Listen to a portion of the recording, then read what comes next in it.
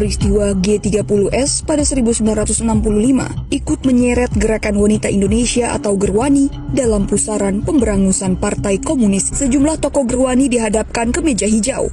Salah satunya adalah Sulami, yang juga memakai nama samaran Siti Alfiah atau Kristina Waworuntu. Sulami menjalani persidangan di Pengadilan Negeri Jakarta Pusat lantaran didakwa terlibat dalam gerakan makar G30S tahun 1965. Sulami yang saat itu berusia 48 tahun adalah mantan sekretaris DPP Gerwani. Ia bersama 3 rekannya ini juga dituding baik langsung maupun tidak langsung membantu kudeta G30S tahun 1965. Walaupun kudeta gagal, Sulami disebut tetap aktif membantu gerilya politik dalam membangun PKI.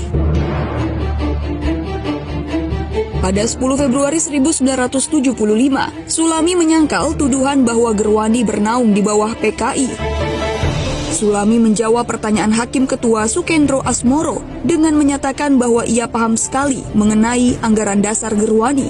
Ia menegaskan, formal atau tidak formal, Gerwani berdiri sendiri. Seminggu kemudian 17 Februari 1975, di persidangan, Sulami menyatakan bahwa pada 29 September 1965, ia pernah didatangi oleh Wakil Ketua Gerwani untuk dimintai tolong memasak dan menjahit di tempat latihan Dwi Kora di Lubang Buaya, Jakarta. Namun, ia menyangkal mengetahui untuk apa latihan itu diadakan dan dengan siapa saja latihan itu berlangsung. Akan tetapi, seluruh pembelaan Sulami dan rekan-rekannya seakan sia-sia. Di penghujung persidangan, 16 Juni 1975, Sulami beserta 3 rekannya dijatuhi hukuman oleh Pengadilan Negeri Jakarta Pusat. Sulami sendiri bernama lengkap Sulami Joyo Prawiro, kelahiran Sragen tahun 1926, sebuah kota di Jawa Tengah yang berbatasan langsung dengan Desa Keranggan, Gondangrejo, Kabupaten Karanganyar, tempat di mana kakek Jokowi, Wiromiharjo, yang merupakan Lurah Dongkol beristri 3. Lurah Dongkol sendiri adalah sebutan untuk lurah yang menjabat seumur hidup. Sulami merupakan sekjen DPP Gerwani. Narapidana politik 20 tahun ini bertutur bahwa ia percaya Soeharto adalah terlibat di dalam G30S PKI. Lihatlah rambutku telah memutih semua, sorot mataku pun telah redup.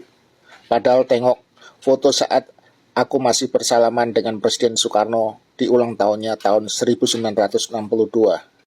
Kini usiaku sudah 75 tahun.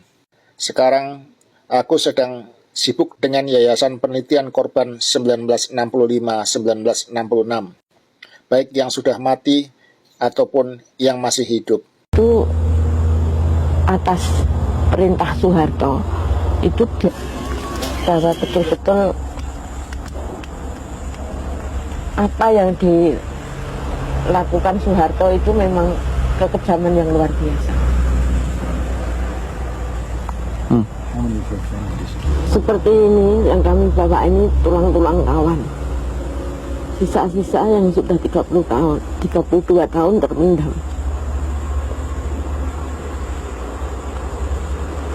Dan Indonesia mempunyai banyak sekali ini tulang-tulang yang tersebar di mana-mana.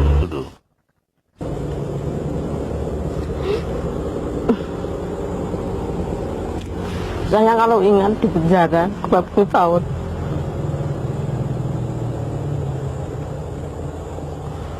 melalui penderitaan berat itu, seperti seumur-umur tidak akan hidup waktu itu. Jadi sekarang saya ada kesempatan untuk hidup. Setelah kita melihat fakta-fakta yang ada, maka pertanyaannya adalah, ada hubungan apakah antara Jokowi dengan Sulami, mantan petinggi DPP Gerwani tersebut? Benarkah asal-usul Jokowi yang diceritakan sebagai anak dari pasangan Widjiatno Notomiharjo dengan Sujiatmi? Ataukah Jokowi seorang anak petinggi PKI yang dititipkan pada keluarga Widjiatno? Sebab strategi PKI selalu mempergunakan strategi emprit gantil, yaitu menetaskan telurnya di sarang burung lain.